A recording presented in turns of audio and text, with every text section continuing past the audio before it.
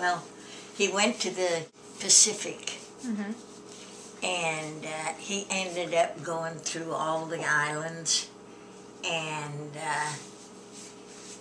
Leyte, Luzon, Manila, all those awful landings.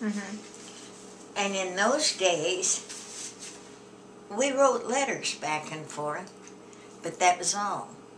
We never got to talk. He came home 3 years and 3 months later. I wrote him letters often, 3 or 4 times a week, and he wrote me when he could. But there would be stretches where I wouldn't get mail for maybe 6 weeks, and you would just have anguish wondering why the mail, but they were in a offensive, you know. And he lived a lot of that time in a foxhole. Can you imagine living in a foxhole?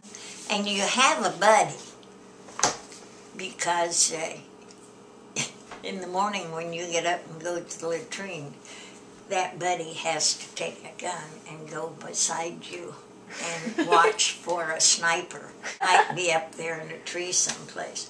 Wouldn't that be awful? Live that way for years and not be able to have any privacy at all. Anyway, he was very, very close to this one fellow. And he was an educator. And, yeah, and they were just like this. They were just buddies. How did you feel about the U.S. entering the war, and how did it affect your family and school and work? I was a junior in high school, really, when most of that was going on. And, of course, we were kind of young, and there were lots of my close friends, boyfriends, that I'd gone to school with, grade school through high school. And they were very worried, because they were 18. And so they quit school and joined the Army. And that was kind of hard. And there were several of them that I wrote to, especially Julius Vandervoorde, who came home and had a V&F plumbing here in Fairfield all those years. But it did not affect us. We had no part in any of it. And really, without the television and everything, if you didn't read a newspaper or listen to the radio news, the school didn't get involved very much in what was going on. Of course, we knew it, but that was about all. Do you want to talk about what he did when he was in the war? Did he tell you anything about how it ran or how it was over there? It was interesting the things he would tell me when he got home about the fellows. They had nicknames for each other. There was a whole group that came from New York that were in this division. This one division, these fellows were together that whole 36 months, most of them.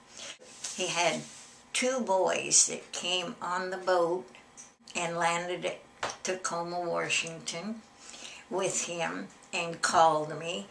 And in that conversation, he said, you find the minister, and in 2 weeks we'll be married. You stop and think about that now, it scares me to death. But I really did always know that when he came home, I'd marry him. His boys came home with him, and they followed through his whole life then. In later years, Ardell and Maxine and John and I would take trips together and do things. They were that close, afterwards. They just molded like a family. And then John and I were real much involved in getting the first reunion they had 20 years later after they were home. And and they came here into the home in Brighton because we could handle a few and they could handle a few, and there were about 12 of them that first year, and they also just became our friends. How did you feel about the U.S. and the nuclear war bombs on Japan, personally? Or how did it affect you? It affected us because of where John was stationed. He was in the Philippines, and they had landed in Manila, and their next shot would have been in Japan. And they always said that the Japanese were, they would just, it was so different.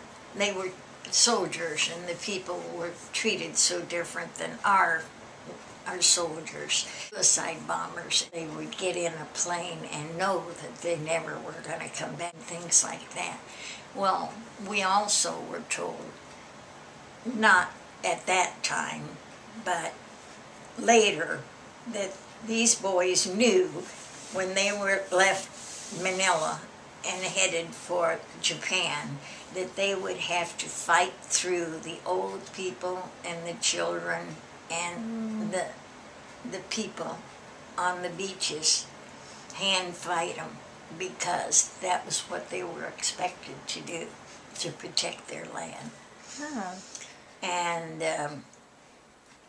if President Truman hadn't asked for the bomb to be dropped, we would have lost millions of our soldiers, because they would have been sent.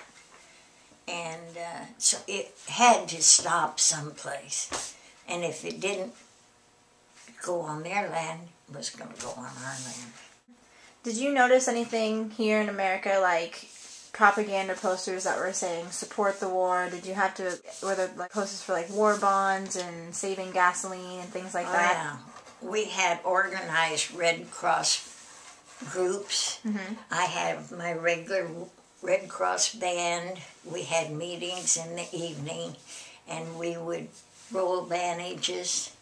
We had blackouts, and it was not necessary this far in, but it kept you knowing that you were in war. It was more of a mind thing than it was really a danger. How did you feel when you heard the war was over? I don't think you probably had any feeling other than exuberation. You know, you're just happy because you knew that the boys would be able to come home then, and that was the main object. You wanted everything to go back quickly to, and you know, I think that's another thing that's real interesting. Like I said, we were married in 2 weeks, and we just started a new life, and it was never discussed. It's just like you had to put it out of your mind. You had to not think ever about the war again. You were on a different path, and you just couldn't turn back because there was no place to go. You had to move forward. And you made new friends and just never talked about it, which is really strange.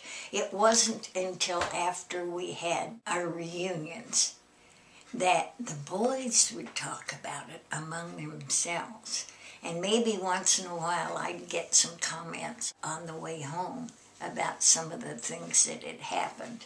And one time we were in a camping ground, and one of the fellows was up at the canteen, and on his way back to the campfire, why he was telling this story about John, how he'd saved his life. Well, they probably all had saved each other lots of times, and what really had happened was that they were being shelled and this one fellow went berserk and was running, and John flattened him and held him. And so this fellow went around camp telling how John saved his life. And John laughed on the way, and so I asked him about it, what happened? And he told me that little story, and he said, there were so many ways that you saved a person's life, but it wasn't, you didn't think of it that way. And he said, he's just told that story in the beer halls ever since he got home. Now he believes it. And, just things like that was what they did, was just make it livable, so they could accept it. But John didn't think he had saved his life. So how old were you two? Like, how old was he and how old were you when it started, and how old were you when you ended? Well, I graduated in May when I was probably 17 and a half, maybe almost 18 in December. Mm-hmm. And then he had been out of school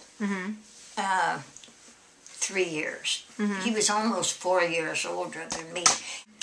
And so John was really my very first, I guess you'd say, sweetheart.